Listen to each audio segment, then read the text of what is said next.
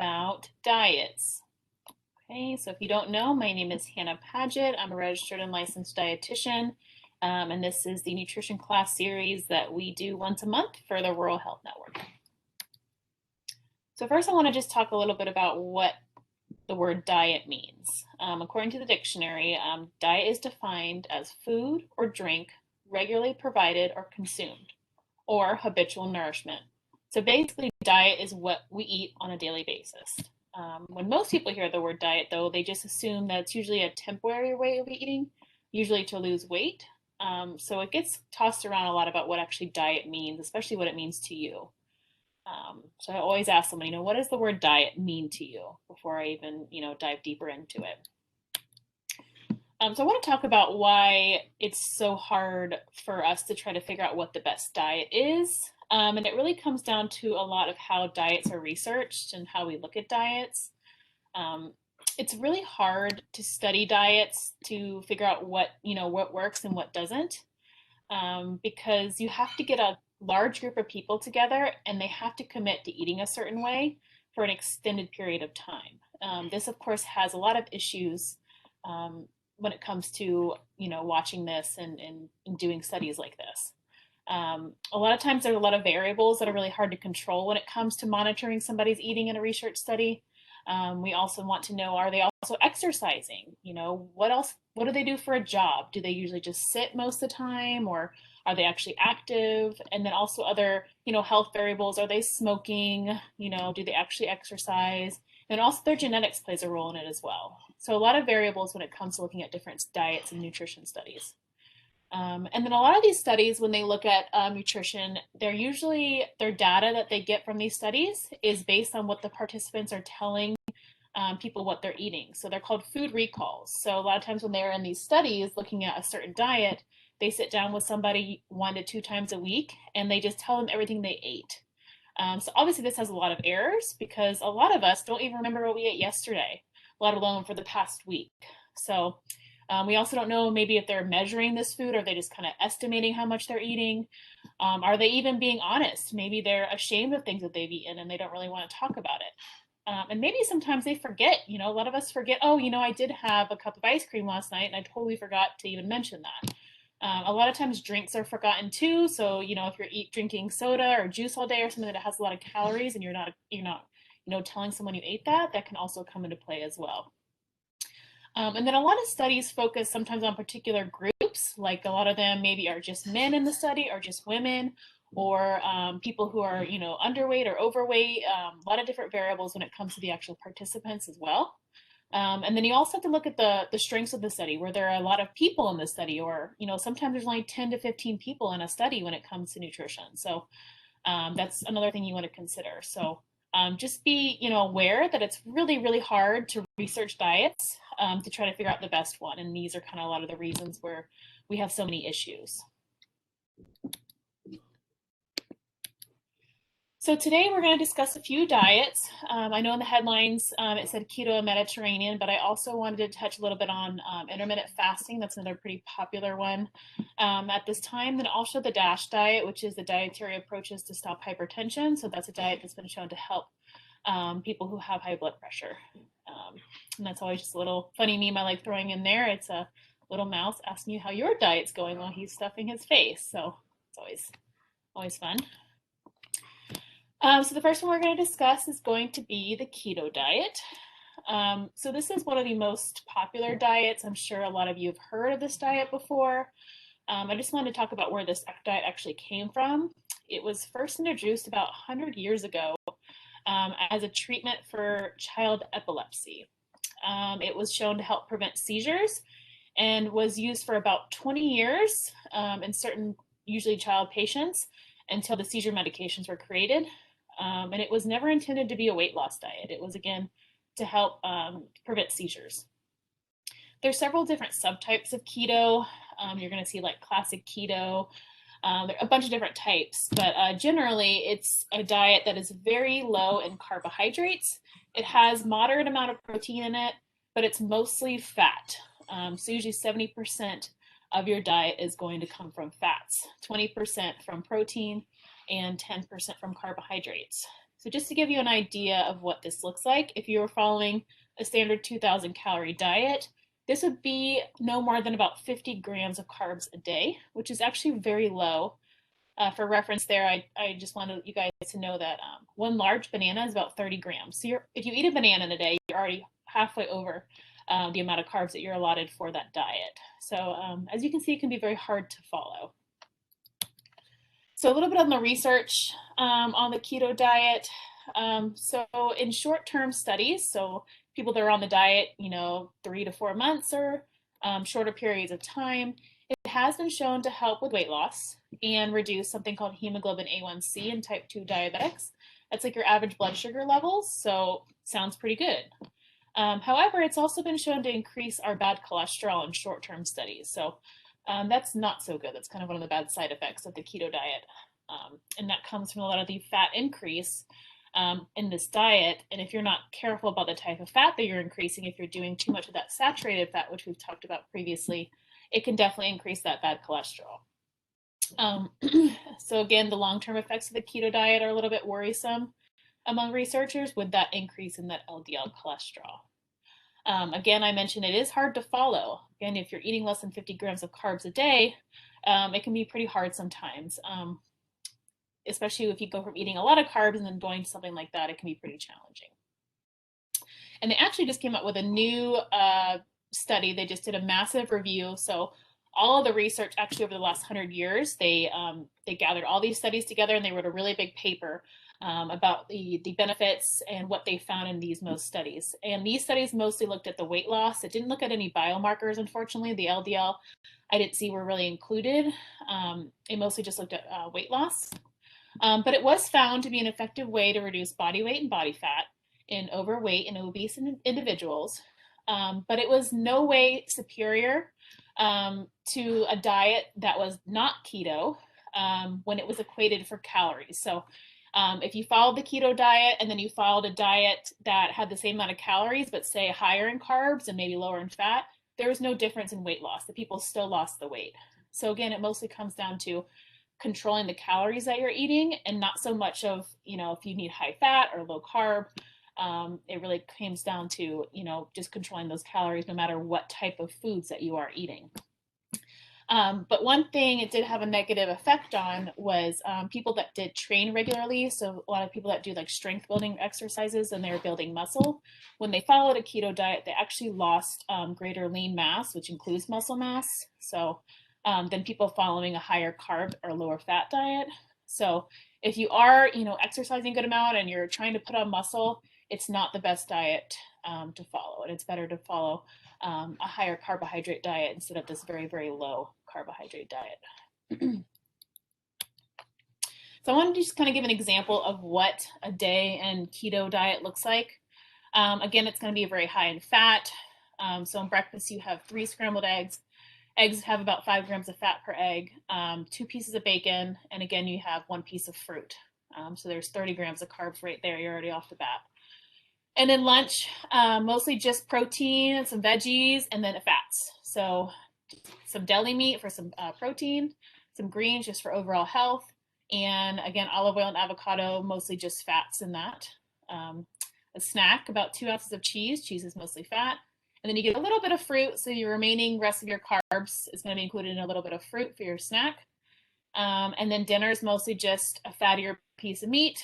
Again, a cup of veggies for just overall health, and some more fat with some butter. So as you can see, mostly fat, some protein, and very low carbohydrates, mostly from whole foods, usually from fruit we see. So that's, about 50 grams of carbs on the very high side of fat, 155 grams of fat, and again, moderate protein around 100 grams for a 2,000 calorie diet. Okay, so the next diet I wanted to talk about is intermittent fasting. This has also been something that's come up a lot. It's been one of the more popular diets lately. And this diet is just not eating for a certain amount of time. There's lots of different ways to do this type of diet. The commonly studied regimens for this diet include alternate day fasting. So one day not eating at all, the next day eating regularly. Another day not eating at all, the next day eating regularly. Another one they study is a 5 to 2 intermittent fasting. So 5 days of regular eating, 2 days of not eating at all. And then there's something also called daily time restricted feeding, which is one of the more commonly studied because it's easier to follow, where you just eat in a window. So this is where you eat in like a 6 to 8 hour window. So some people like don't eat till about noon and then they stop eating around 6 p.m. So again, they just eat within that window. And then once that window gets cut off, they're not eating outside of that window. And this way of eating has actually been around for centuries. It's been a long time people have been practicing this way of eating, whether they are doing it on purpose or not. So it has been around for quite some time. We do have a good amount of research that shows that it can lead to improvements in health conditions such as obesity, diabetes, cardiovascular disease, cancers, and even neurological disorders. A lot of people claim that it can increase your lifespan, but the research is very inconclusive when it comes to this benefit that people say it has. And again, most of the research and benefits are on that time restricted eating, which is that window of eating, which you don't fast for a whole day, you just fast for a certain amount of time within each day, because it's less disruptive. And again, you're only eating for a certain amount of time. So a lot of this diet's benefits come from, how much can you actually eat in 6 hours compared to how much you can eat in, 10 to 12 hours. So a lot of weight loss from eating this way is just kind of comes from the reduction of calories overall that just usually typically happen with eating in a smaller window. A lot of things, the biggest issue we see with intermittent fasting now is for women. Most of the benefits that I just mentioned are actually mostly for men, because unfortunately in women, it can cause negative effects on metabolism and hormones. Especially women who are trying to conceive, it can really disrupt those hormones, and it can actually compromise fertility as well, because it's just not natural for us, especially women, to go extended periods of time without eating. So if you are thinking about doing this and you are a woman, I would just caution you on this and do some more research before trying something like this out. The third diet is the Mediterranean diet. This diet has been around for quite some time. It's just based on traditional way of eating for countries like Greece and Italy back in the 1960s. So it's been around for a good amount of time. It has a lot of research. There's a lot of information on the internet. It's a good diet. They've done a lot, again, research on it. Again, research is hard to do, but overall, it's been shown to really help lower blood pressure, lower that bad cholesterol, which overall reduces our risk for heart disease. So the Mediterranean diet includes mostly whole foods, so vegetables, fruits, whole grains, beans, and legumes. It includes dairy, but focuses on low-fat or fat-free dairy products. Includes a lot of fish and poultry and olive oil. It also includes a little bit of red wine. They recommend no more than about a cup a day of that red wine for those benefits as well. And then it really tries to limit things like added sugar, sugary beverages, watching sodium, highly processed foods, refined carbohydrates, saturated fats, fatty or processed meat, and again, red meat is limited as well. When you look up this diet, there's no like specific calorie count. It's just mostly like a list of foods that you want to eat most often. And then foods, like I said, just mentioned, that you don't want to eat as often. So it kind of just gives you an overview of things that you want to include in this type of diet. So eating on this type of diet, here's just kind of a breakdown of what it looks like. For breakfast, a lot of them have like a low-fat Greek yogurt. They add, again, those whole foods, those berries, and supposed to be nuts. So berries and nuts is a good one. For lunch, moderate amount of protein with a lot of veggies, some brown rice for whole grains, black beans, and avocados, again, for some more fats. Snacks, very simple, handful of nuts, piece of fruit. And dinner, about a 4-ounce usually cooked piece of fish, cooked in olive oil. Maybe a baked sweet potato or baked regular potato with some green beans or some other vegetable. And again, a glass of that red wine. So again, a pretty simple diet to follow, lots of whole foods, a lot of focusing on seafoods and those healthy fats. And the last diet I wanted to discuss is going to be that DASH diet. So the dietary approaches to stop hypertension. It's very similar to the Mediterranean diet. It emphasizes those whole foods, fruits and vegetables, and those low-fat dairy products, and limits pretty much the same types of foods, saturated fats, just total fat in general. It's more of a lower fat diet and cholesterol as well. So watching out for that. They don't recommend too many things higher in cholesterol, and lower in sweets and added sugars as well. So the DASH diet is a little bit different, where it allows a little bit more dairy products and a little bit more meat, while the Mediterranean diet definitely pushes more fish and olive oil. So again, this research for this diet is also beneficial, same as Mediterranean diet. Can lower blood pressure, LDL cholesterol, and again, which overall reduces your risk for cardiovascular disease. So with the DASH diet, here's another example of what eating looks like. Again, very similar with the Mediterranean diet. So really pretty much the same. Maybe the snack is going to be fruit and a low-fat cheese stick. Again, a little bit more dairy with that, and maybe a little bit of butter with your potato at dinner instead of something like olive oil. So it also controls the salt, sodium, just like the Mediterranean diet, but it definitely has a little bit larger emphasis on monitoring that sodium because it is focused on reducing hypertension as its main goal. So when you are choosing a diet, it can be very overwhelming when you're trying to figure out what to do when it comes to taking on a diet or starting a new lifestyle plan. But I know you've probably heard this before, but the best diet that you can choose is one that you're actually going to follow for a long period of time. And also that's not going to be harmful to your health overall, especially in the long run. So we are all very different. One diet that works for you doesn't mean it's going to work for somebody else. This happens a lot, especially on social media. There are very much hardcore fans on keto and fasting and plant-based and all these different diets. And it maybe really worked well for them, but for somebody else, it might not be the right fit for them. So just be wary when someone is kind of all in on a diet.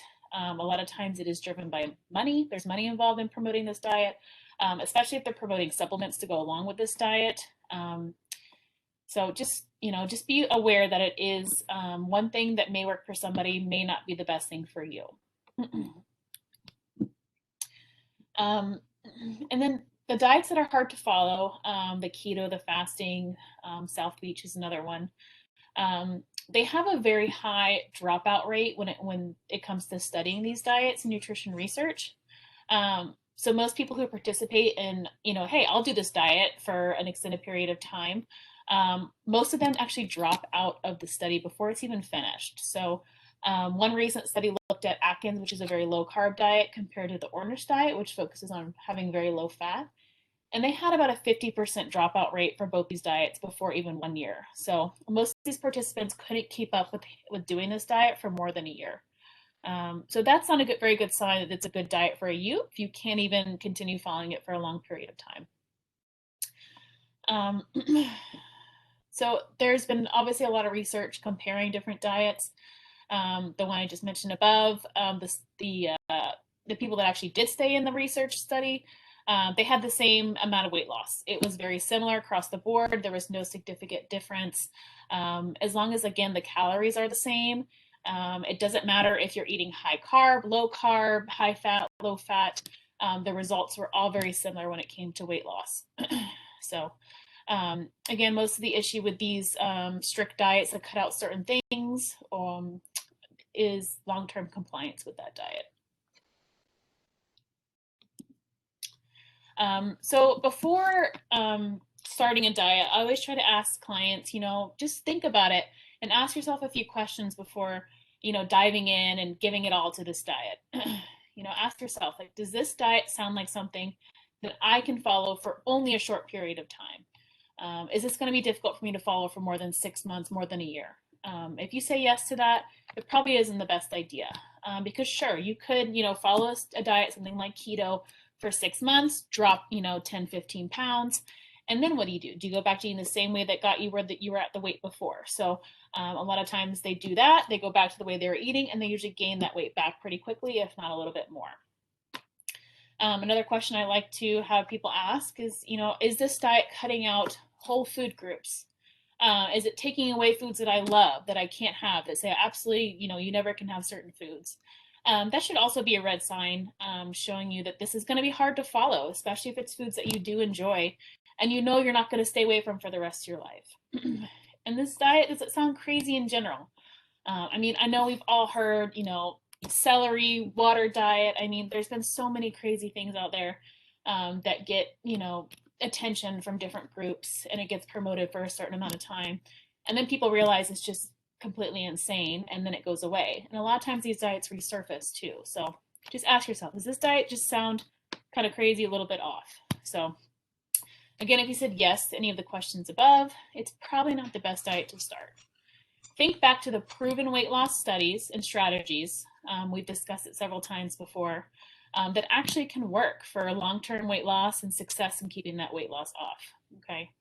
I have a funny little meme thrown in there. The guy saying, fasting, doesn't that mean eating fast food? So again, it's just be careful about saying yes to something that doesn't sound like something you actually want to do for long periods of time. And there's no harm in creating a diet that works for you. I know it's not that popular to hear, following a diet that just kind of you come up with that works well for you. But we all are very different. We have different needs. We have different goals. We're different health-wise. Maybe someone has type 2 diabetes compared to somebody that doesn't. We all have different food preferences. Maybe you don't like fish, so maybe the Mediterranean diet doesn't work for you. So just create a diet that supports your health, supports your happiness, and also supports your goals. Like, for example, with the keto diet, if your goal is to put on muscle and mass, then that's not the best diet to follow because that's been shown to actually decrease the amount of lean mass that you have. So keep in mind your goals as well when you're choosing a diet. If you are the type of person who just needs to follow a specific direction or a specific diet, then I would probably recommend something like the Mediterranean or the DASH diet because there's been a lot of research on those. They're supported by a lot of health professionals. A lot of doctors are familiar with those diets. They've been around for a long time. They're not, these yo-yo diets that come and go. And there's a lot of great resources out there. It's simpler to follow. Again, they mostly just give you a list of foods to kind of include more often, other foods that decrease more often, and they have those proven benefits of just, heart health and things like that. You can also take certain aspects of some diets that you like and combine them with others. So again, creating your own diet. So say you like the time restricted feeding and you want to eat maybe in a 6 to 8 hour window and see if that works for you. But you also like the Mediterranean style. So maybe you're going to eat Mediterranean within that time restricted feeding. So don't be scared to kind of go off and do whatever works for you. Again, we want it to be something that you can do for long periods of time. So create your own diet. And then another thing that I know you guys hear me say almost every presentation is going to be adding in that physical activity. So this is one of the important things for not only weight loss, but maintaining that weight loss. It's really important to continue moving our bodies to be able to maintain that weight loss and to increase, how many calories we burn. So usually what I usually recommend when it comes to following a diet or creating lifestyle, I really like this method of eating more of certain foods, eating some of some foods, and eating less. So it's a kind of a nice guide that I like to use for just making better eating choices without any hardcore elimination on foods, especially foods that we all enjoy from time to time. So again, I really like this plate method. I really like visuals. I know a lot of my clients do. So really trying to, when you do create your plate, say your lunch, your breakfast, your dinner, looking at your plate and saying, okay, where are my vegetables? Where's my protein coming from? Where's my good carbohydrates? Where are my fats? Am I doing minimally processed foods? Are they mostly whole foods? So this slide is specifically about the proteins. So on our bottom left corner of the plate. So most of the time you want to be eating lean protein sources. So that can include eggs and egg whites, fish, shellfish, chicken, turkey, lean beef, bison, lamb, those gamey meats, lean pork, wild game, Greek yogurt's a great one, cottage cheese, and also tempeh and tofu. So choosing those most of the time for your protein sources when you're creating your meals. And again, about 3 to 6 ounces per meal, depending on, the size, how big you are, small, female, male, that kind of thing. But between 3 to 6 ounces of some sort of good lean protein should be at each meal. And then the carbohydrates. So carbohydrates are great for fiber. They make things colorful. They make our food taste good. They're a great energy source, the preferred energy source for our brain. They help recover in workouts. They help fuel our workouts. They're definitely something that we want to include in our diets. And again, trying to choose minimally processed, more whole foods when it comes to carbohydrates. Some of the best ones are going to be beans and lentils. Buckwheat's a good grain, quinoa, brown and wild rice, potatoes of all varieties, fresh and frozen fruit, old-fashioned steel-cut oats, corn, peas, barley, yuca, whole grain breads, pastas, and wraps. So again, choosing those most of the time. Usually about a half a cup per meal. With the breads, the wraps, about 1 serving of each of those. And then fats. Fats are really important for absorbing fat-soluble vitamins. Again, they make food taste good. They're good for our brain health. Lots of good things with fats. We definitely don't want to restrict them, and we want to try to have them a little bit with every meal. Some of the best ones, again, are going to be the whole foods, minimally processed sources. So avocados, all types of nuts, seeds, chia, flax, hemp, pumpkin, sesame, peanut butters, natural peanut butters, almond butters. Again, just making sure doesn't have all that added sugar in it. Just look for nuts and salt as the ingredient. Or if you are watching salt, they have low sodium versions as well. Olives is a great source of fat, great thing to add on salads, bowls, that kind of thing. Fresh unprocessed coconut, another good source of fat. Aged cheeses, the aged versus the unaged, is going to be a little bit easier in our digestive system. And again, healthier oils. So avocado and extra virgin olive oil most of the time. Avocado oil is a good one for high heat cooking. So if you're like roasting something in the oven, and then extra virgin olive oil is a more low heat or raw oil I usually recommend using for salads or just again, something low heat on the stove. And when it comes to fats, we just need a little bit. We don't want to overdo it. Usually about a small handful, say of nuts or something like that. And then if like you're doing something like butter or olive oil, just doing like a thumb portion or maybe 1 to 2 thumb portions of that. And then vegetables. Vegetables, eating, those non-starchy vegetables, really trying to eat the rainbow. The more variety, the better, but don't feel like you need to have a new vegetable every single day. It's totally okay to eat the same vegetable 3-4 days in a row. They're still really good for you. They're going to be highest in nutrients. They're going to be lowest in calories. So again, trying to make half your plate veggies can really help with weight loss and just overall health. They're just I just kind of did them by colors. So the red category, beets, red cabbage, tomatoes, yellow, all the squashes are really great. They're all in season right now. The acorn squash is one of my favorites. Super easy to just roast in the oven. Purple, you have the eggplant, the purple carrots, the cabbage, tons of different green vegetables, obviously. And then you have the white vegetables, the cauliflower, the garlic, the shallots, onions, mushrooms, things like that. So again, about half your plate if you can, 1 to 2 cups. Again, great source of vitamins, minerals, fibers, and lower in calories. Okay, and then the next category is the eat some category. So these foods, you don't want to be eating them, all the time, but 1 to 2 times a day, perfectly fine. These are going to be some things like the little bit more processed meat. So you have the Canadian bacon, the turkey bacon, the beef jerky, the chicken sausages. Publix has some great chicken sausages out there. The minimally processed lean deli meats, so the uncured meats, great ones. Boar's Head has a few that are really good. Protein powders, if you're doing like a smoothie, great thing to throw in a protein in a shake.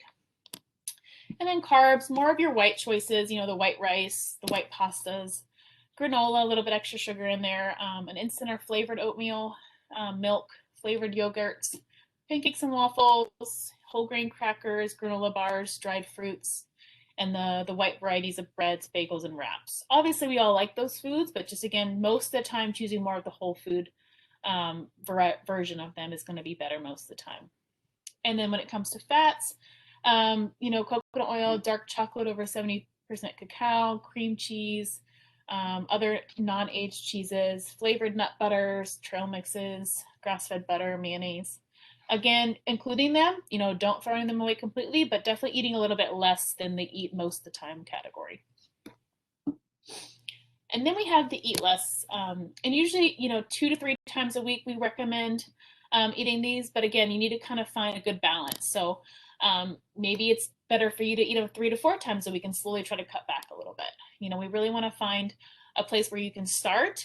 And if it's better to do 3 to 4 times a week for you at this point and slowly decrease that, then that's great. So this category of the eat less is going to be more of the fried meats, those chicken fingers, the higher fat meats, the ground meats, the higher fat steaks, things like that. Those processed deli meats, pepperoni sticks, higher mercury fish like mackerel or shark. The carbohydrate group, so cereal bars, fruit juices, flavored milk, any type of sugar, honey, maple syrup, they're all the same. They're all just pure sugar in different forms. Canned fruit with added sugar in it, dried fruit with added sugar, sodas, crackers, pretzels, chips, fries, candy bars, donuts, cookies, pastries. Again, all the foods that we've all we all do enjoy from time to time.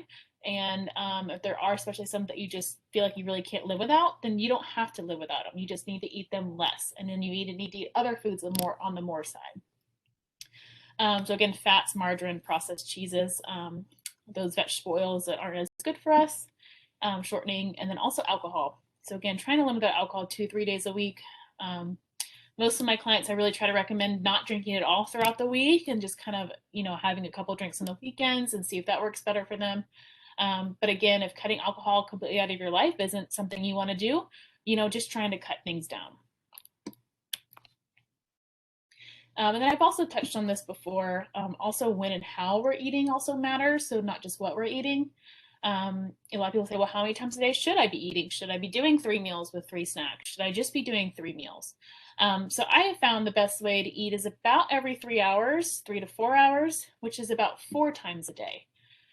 So this, if you're eating like that plate that I showed you, you shouldn't be snacking in between. You should feel pretty full, and it should hold you over for about 3 to 4 hours until your next meal comes up. You also want to practice how you're eating, so it's also important to eat slow. Feeling those satiety signals start to kick in, it takes about 15 to 20 minutes. So if you're eating in 5 minutes and you feel still hungry, that makes sense because your body hasn't even registered that you ate that food yet. So if you are a fast eater and you feel like that's a problem for you, I would definitely put this on the list of things that you want to start doing. A lot of times I recommend even taking your phone out and setting a timer so you know exactly when 20 minutes is, if that can help as well. Also, eating without distractions, practice that more mindful eating. So if you usually sit in front of the TV and you're watching TV and you finish your dinner, you don't even realize that you ate. Again, trying to sit at the table, try to take out all those distractions and really focus on what you're putting in your body. That can help a lot of people. And then taking breaks and water breaks in between can also help with the slowing down of the eating. It can also help digest your food too. So, take a couple bites, set your fork down, take a couple swigs of water. Again, it's going to help slow it down and help you digest the food that you're eating. So with this way of eating, with the eat more, eat less, eat some, and then just following certain ways of eating and practice slower eating, there's definitely benefits of this. There are no set guidelines, and it can have more flexibility. Again, you're not cutting out certain food groups.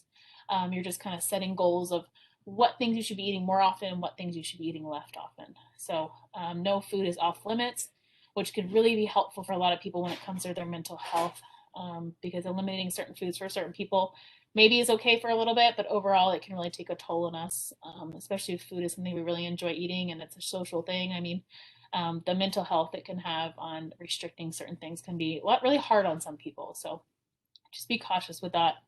And again, instead of focusing on foods you can't have, focus on foods that you can include. Like how do I make this meal a little bit more healthy for myself? Even if you do have a little bit of, French fries with your meal, but maybe you have 2 or 3 veggies with your meal too. So focus on those healthier foods that you can include instead of foods that you can't have. And also listen to your body and adjust meals around the times that you need. If you still feel like you're hungry, that it's 2 hours since the last time you ate and you're starting to get hungry again, reassess what you're doing. Look at your last meal. Maybe you didn't add enough protein. Maybe there's not enough veggies or fiber in that meal. That's where I would start at, trying to just figure out what's going on and why are you feeling hungry 2 hours after you ate.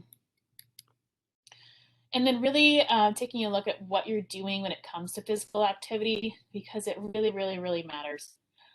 Like I've said several times, those who are the most successful with weight loss are the ones who exercise consistently. um, it's recommended, again, about 150 minutes a week, which is about 2.5 hours in the week. This is the number that they study most in research, and it's really been shown to be a great number, and what you kind of want to hit, where your goal should be, if not more. So focus on some activity that can be a little bit higher, increasing your heart rate a little bit more. So if you're used to just kind of leisurely walking, maybe do 10 seconds of a little bit quicker walking, and then go back to that leisurely walking. So try to get your heart rate up a little bit, can really help. And then also throw in those strength training days. So it doesn't need to be anything super intense. You don't have to go to the gym for 3 hours, but focus on adding 2 days of strength building exercises, body weight bands, weights, whatever you can do. Walking upstairs. I mean, there's a lot of great strength building exercises that aren't too intense. And again, start somewhere. If that means maybe just 30 minutes for a week when you're going from zero, then hey, that's great. That's better than nothing. So start somewhere, maybe work up to something, have a goal in mind of what you want to hit. And something that you can actually, again, do consistently is going to be the best thing you can do. Here are some other ideas. Again, brisk walking. It's hot right now, so water aerobics is great. Swimming in the water, anything in the water is great, especially if you do have injuries, joint problems, things like that. The water could be a great way to get some exercise in, less resistance, less damaging. Dancing, gardening, playing sports like tennis, biking, hiking, running, swimming, yard work, jump rope. So many different things you can do. And here's kind of a sample of what 150 minutes a week could look like. So if you just say walk for 20 minutes at a fast pace 3 days a week. So again, just 20 minutes. We all can spare 20 minutes to do that. And then maybe on Tuesdays and Thursdays, on the days that you're not doing that walking, you can do more of a strength building workout. So maybe on Tuesday, you can focus on your upper body, maybe throwing in some light curls, presses, some tricep work, some body weight stuff, some push-ups. Again, things that you can do at home. You don't need to go to a gym to do. And then maybe on Thursdays, you do something of a lower body sort. So maybe some squats, some lunges. Again, things you can do in your home, maybe 3 to 4 rounds of each. Just again, getting that muscle, working on that muscle definition, trying to build up some strength, especially as we get older, super, super important. And then maybe on Saturday, you go to the pool, you swim some laps for 30 minutes. Again, nothing intense, just kind of getting and moving. And then 20 minutes, you just do a nice walk on, at the park on Sunday. So again, that totals up to 150 minutes. Hopefully that doesn't look, totally undoable. I just kind of wanted to show you an idea of something that is doable. That's about 150 minutes a week. So again, setting goals for yourself really, really helps. And just ask yourself, look at your week, like, what can I do? What can I fit in this week? I know this is important for me to keep my weight loss, also my mental health. Exercise boosts mood. So just kind of, talk to yourself, ask yourself, like, why am I doing this? Having a why behind it also helps. And these are just some of my top tips that I just kind of thought of over the years of doing this. I really just try to instill it in all my clients that weight loss and how much you weigh is not a conclusive picture of your health. Okay, it's not the only thing that health is. There's so many other aspects that you want to focus on when it comes to being your best self. Getting enough sleep is really important. It's something that's been shown time and time again in research of the importance of pretty much so many different things, but also with weight loss, it's important. Trying to get that uninterrupted sleep every night, about 7 to 9 hours. Again, increasing your movement throughout the day. So not just, planned exercise, but also just getting up. So a lot of us are sitting at desks for 10, 12 hours a day, maybe not that long, 8 to 10 hours a day, and just kind of setting alarms to stand up every hour. That can help, Again, finding an exercise or physical activity routine that works for you, that you can actually be consistent with, and it's not going to be, 2 months of doing something, 4 months of not doing anything, 1 month of doing something. Find something that you actually enjoy and you actually want to keep doing. Another really important part of overall health is managing our stress. We live in a very stressful environment, especially with this pandemic, which is just, like a roller coaster. So, really trying to figure out some daily or weekly activities that can help manage the stress. If that's, taking time for yourself, going shopping, or, going to a yoga class, or whatever it is that makes you feel good. And you could just take some time, away from your busy life and focus on you for a little bit. This kind of also comes back to make time for fun and relaxation. Those are so important. It's really important to have fun, to slow down. We all try to skip that part, I know, but it can really be important for just overall health and our relationships as well. Eat mostly whole foods. I know it doesn't sound, anything exciting, but it's really true. Limit the processed foods, focus on eating more real food. Find the real food that you love, try out cooking some new things, maybe Brussels sprouts as a kid, you didn't like them, but then you found this really great recipe, Brussels sprouts with bacon and balsamic, and you try it and you're like, wow, that's actually really good. Don't be scared to try new things and to try new ways of cooking things. And again, just finding a balance. Again, that eat more, eat less thing can really be helpful when finding a balance with foods. And also try to prepare things, especially when it comes to food. Have healthy snacks readily available. Stock your fridge with some hard-boiled eggs, cheese sticks, already cut up fruit, already cut up veggies. Like, help yourself make those better choices. If you fail to plan, you're going to plan to fail. So being prepared in some aspect, even if it's just something little, can definitely set you up for more success. And don't be afraid to buy pre-chopped, pre-frozen, pre-cooked foods, frozen foods, canned foods. They can all be super helpful. Rotisserie chickens. I mean, you don't have to make everything from scratch when it comes to starting healthy eating or trying to do better. You can definitely cut some corners and still do pretty good. So don't overwhelm yourself with trying to do too many things at once. And drink lots of fluids, especially now it's really hot out. Be careful with dehydration. Trying to get a minimum of 12 cups a day of fluids, if not more. Really monitor your urine output. If your urine's really yellow, you need to drink more fluids. It should be either a light yellow or pretty much clear throughout the day when you're going to the bathroom. That should be an indicator that you're pretty well hydrated. So focus on that, making sure you're getting enough. And then really trying to cut out any kind of beverages that are adding up in calories. Juices, sodas, Gatorades. There's zero versions of all those now. We don't need to be adding calories in when it comes to drinks. So being mindful of that.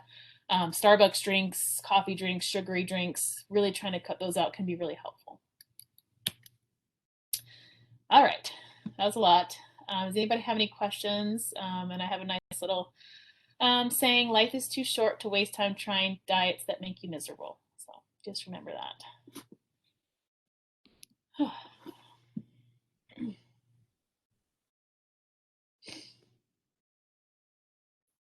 And just my resources.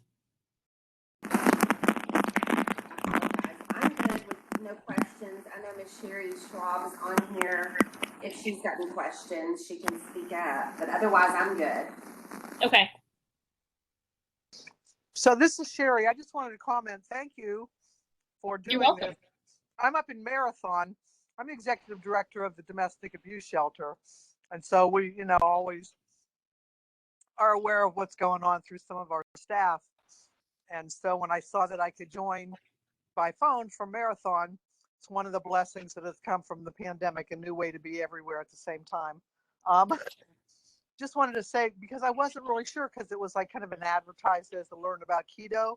So it was nice that you went into so many different types of diets and ways of eating and what works for everybody. But did want to comment that I just passed my 3 years doing a very, very strict only whole foods keto. I could not be happier. I'm off of blood pressure medicine. I'm off of cholesterol medicine. I've lost about 65 pounds, 4 dress sizes. And I got involved in it because my daughter-in-law, her doctor, because she's type 2 diabetic, recommended it because she was really kind of spinning out of control with her diabetes. And when I saw what she was going through, her results, I'm like, what are you doing? She was like dropping weight like crazy. And so I decided to try it. And you are right. You have to be committed to it because it's not easy. I like when I first started it because the addiction to sugar and carbs was something that I never believed to be true, but trust me, it's a real thing. I used to say if you were walking down the street in front of me and you were eating a container of French fries, I would run you over and eat them off the road because it was like there was a time when it was really hard to not think about stuff like that all the time. But now I make my own bread. I do carb substitutes, rutabaga fries, turnip fries, cauliflower mash, all that kind of stuff. Make my own bread, and I'm really happy with it. But it's a lot of work. It can be more expensive, and you're either in or you're out. There's no like in between with it. So, it happened to work for me, and I'm happy that I'm doing it. But I do totally recognize that everybody's got a different thing that works for them. But I did just want to comment on how I felt about the training. I thought it was awesome and presented a lot of different types of diets in a short period of time. Actually, I've just recently combined Mediterranean and keto, and I am really loving that too. Whole different kind of food, lots of different ideas about ways to eat. So I've kind of merged Mediterranean and keto, and it continues to work for me. I bounce back and forth with that because I don't do the Mediterranean cooking all the time, but it's a nice change from eating a lot of the same things for the last 3 years. So thanks for doing this and being involved with the community and their health and the relationship that you all have had with the Domestic Violence Center. So thanks. Yeah, thank you so much for sharing your story. I love hearing that because I do know people that are on the keto diet that have done it for many years and they love it and they do really well on it. And like you said too, they combine other parts of diets that they found, and they slowly transition to other ways of doing it, that's still working for them. So, if somebody comes to me and says, I really like this keto diet, I want to keep doing it, and that works for them, then that's awesome. So thanks for sharing your story. I really appreciate it. And I'm so happy that you found something that works for you. And then you've been doing it for over 3 years. That's amazing. So And super. a lot of times doctors are a little skeptical of it. I'm a 11-year breast cancer survivor, and I still do an annual trip to the oncologist that's kind of been my guy for 11 years. And he was really skeptical at first. He was like, oh, you'll never stay on it. My son did that for a year and a half, and he couldn't stand it. And so I've got an appointment upcoming with him, and I'll be happy to let him know that I'm still hanging in there. That's awesome too. And you had you had a why. You saw your daughter, you had a lot of purpose behind what you were doing, and seeing those results and seeing how great it is, that's really awesome. So I'm And I was sure. miserable and clinically obese. I mean, Yeah. I weighed 220 pounds, and now I weigh 155.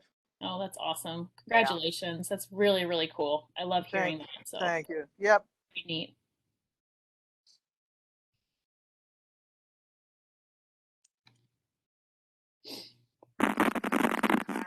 My friends are crackling. That is an awesome story, Sherry. And I appreciate you today and sharing that.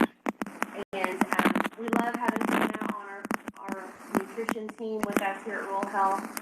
And we're looking forward to our next class. So what are your thoughts, Hannah, on a topic for next class? I have not thought that far ahead yet. I will let you know. I'll send you some ideas shortly. Is there anything in particular that you've heard or that other people have been wanting to know about? The paleo diet is something that someone mentioned to me the other day, and of course I don't know much about that diet. So maybe we could incorporate some paleo.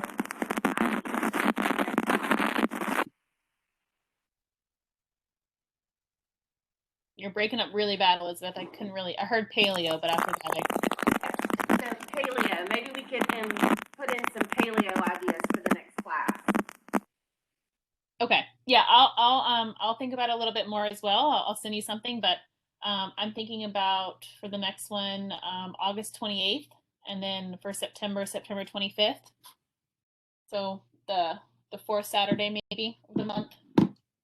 And so another thing, Hannah, and I Yep. say this only because we're so keys focused, and then the individuals that we work with, could maybe do something at some point in time about eating healthy on a budget, or eating healthy when you're poor.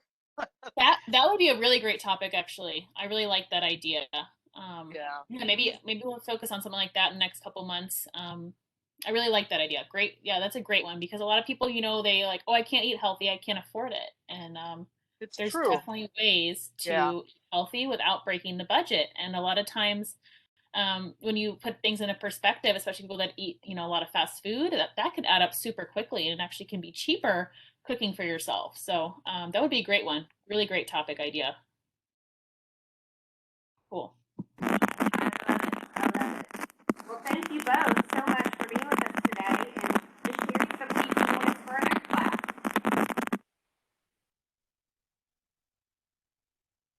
Sorry, Elizabeth, I could barely hear you on that one.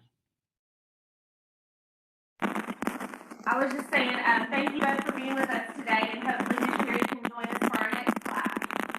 Yeah, for sure. Yeah, Sherry, if you know anybody else that would like to, benefit from these classes, please, yeah, let them know, and hopefully we I can get will, some. and I'll have to let the shelter know. Maybe they can connect on from the shelter and throw it to the TV, so that anybody Okay. that might be there that day could do it without leaving home.